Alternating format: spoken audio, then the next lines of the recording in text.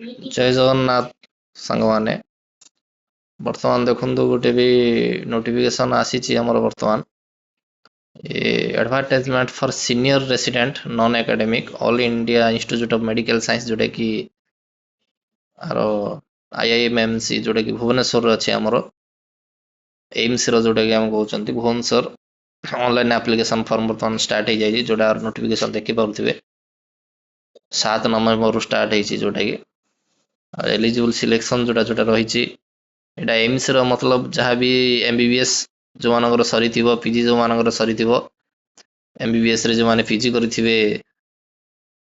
सेही कैंडिडेट माने एटा को अप्लाई करि परिबे और आरो जोटा कि देखुथिबे रिजल्ट भी केबे शो करबो कोन एग्जाम रहबो भाइबा टेस्ट रहबो और एग्जाम जोटा कि हमर वर्तमान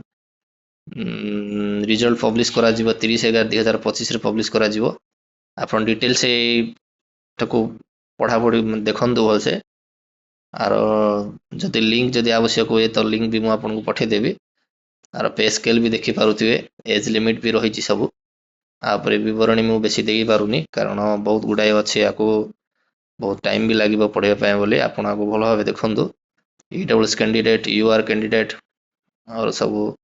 रही फास्ट मु तो आपन को देखो जोटे कि नोटिफिकेशन आछि 7 नवंबर रे आरो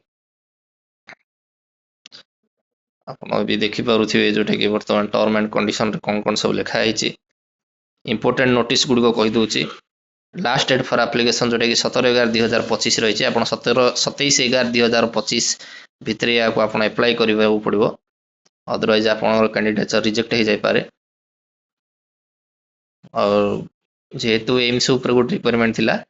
और एमबीबीएस पीजी करिथिबा पिला माने या को अप्लाई करि परिबे भल से देखंतु एवं अप्लाई करंतु रहली धन्यवाद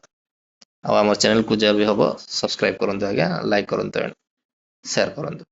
धन्यवाद।